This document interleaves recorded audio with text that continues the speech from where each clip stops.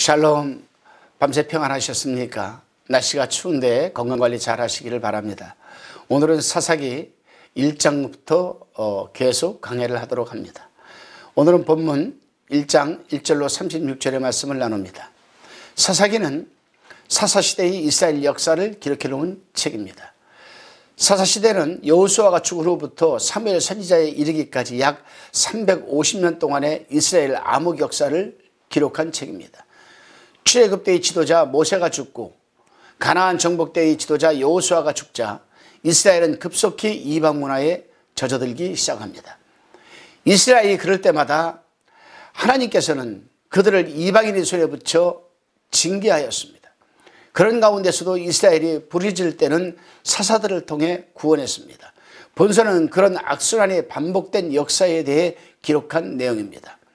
이스라엘 백성들은 사사시대에 접어들면서 전혀 새로운 국면을 맞이하게 됩니다. 그들은 이제까지 여호수아를 통해서 하나님을 따를 수 있었습니다. 사실 유한한 이 지각을 가진 우리가 보이지 않는 하나님을 감각하고 살아가는 일은 결코 쉬운 일은 아닙니다.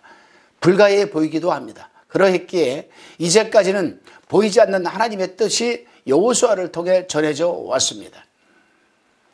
분명한 목소리를 가진 여호수아를 통해서 이스라엘 백성들은 하나님을 선명하게 존재하시는 분으로 느낄 수 있었습니다. 그런데 여호수아가 죽음으로 부재하게 되었고 이제 그들 스스로가 보이지 않는 하나님의 뜻을 분별하고 따르기 위해 새로운 감각을 동원해야 하는 상황이 지금 도래된 것입니다. 사사기 1장은 당시 상황을 적나라하게 밝혀주고 있습니다. 정복 전쟁의 이야기 가운데 반복해서 가나안 족속을 쫓아내지 못하였다는 단어가 8번이나 등장하게 됩니다. 하나님은 분명 가나안 족속을 다 쫓아내라고 했음에도 불구하고 이들은 가나안 족속을 쫓아내지 못하였다. 이것이 8번이나 강조되어 있습니다. 사사기 1장에서 정복전쟁의 표면적 승리가 아니라 그 이면을 부각시켜서 이야기한 것을 보면서 우리는 저자의 분명한 의도가 담겨 있음을 우리는 느낄 수 있습니다. 일반적으로 사사기는 이스라엘의 마지막 사사로 불려지는 사무엘이 그 저자로 알려집니다.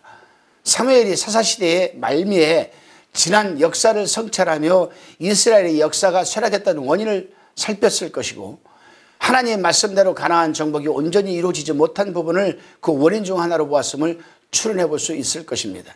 하지만 당시 이스라엘 백성들은 가나안 족속을 가볍게 물리칠 만큼 모두 강하지는 않았습니다. 유다와 시므온이 연합전선을 이루고서야 공격하는 모습이 그러하고 베냐민과 므낫세와 에브라임과 스불론과 아셀과 납달리가 가나안 족속을 몰아내지 못한 것이 강성하지 못했기 때문이라는 점도 이러한 현실을 반영하고 있습니다.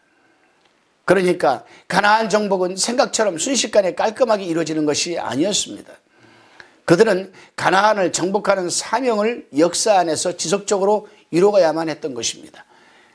가나안 땅에 들어가고 그 안에서 더욱 힘을 키워 강성해져서 마침내 하나님의 뜻을 따라 가나안 족속을 물리쳐 가야 했던 것입니다. 그럼에도 불구하고 점진적으로 이루어진 것은 가나안 정복이 완벽하게 성취되지 않은 가장 큰 원인은 이스라엘 백성의 중심이 흔들린 데 있습니다. 여기서 우리는 한번 우리 자신을 대입시켜 보아야 합니다.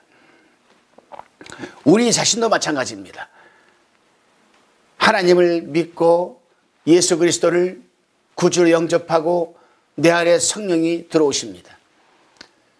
In Jesus Christ, 그리스도 안에서 우리가 점진적으로 우리는 강해져 가야 합니다.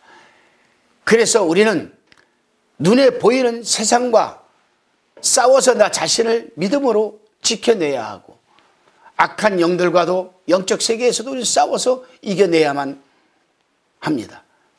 거기서 가장 큰 부분을 중요한 부분은 뭐냐? 우리 자신의 믿음의 중심이 흔들리지 않는 것이라 할 수가 있는 것입니다. 바로 이스라엘 백성들은 그것이 부족했습니다.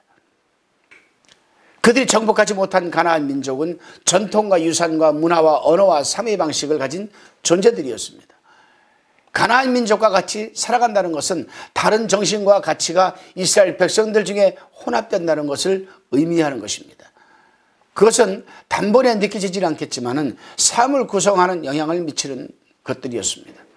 우리나라 또한 일제시대의 잔재와 그 영향이 우리 민족의 일상 곳곳에 지금도 남아있듯이 몸을 부비며 같은 땅에 살아가는 가나안 민족이 미치는 영향력은 보이지 않는 하나님의 영향력보다도 더 자극적이었고 현실적이었고 그들에게 당장의 편함을, 안일함을, 안전함을 보여주는 것 같은 그런 것이었습니다.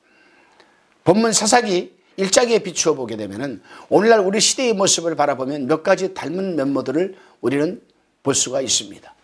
복음을 거스르는 일은 이제 순교나 죽음의 위협으로 다가오기보다 자연스러운 문화와 가치와 언어와 삶의 방식으로 가까이 다가옵니다.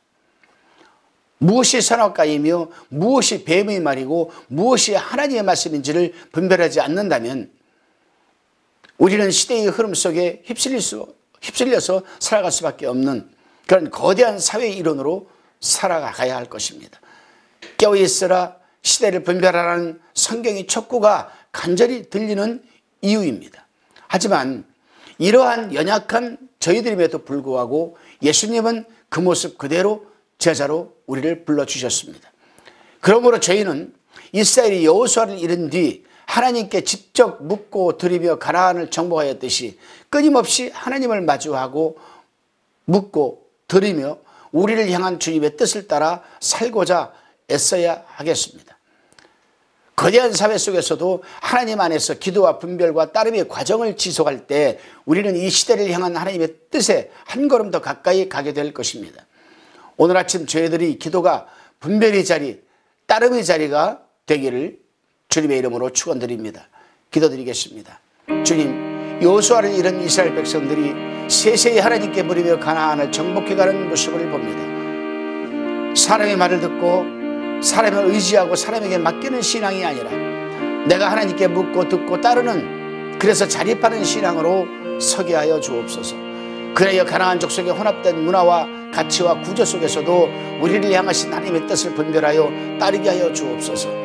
예수 그리스도의 이름으로 감사하며 기도하옵나이다. 아멘.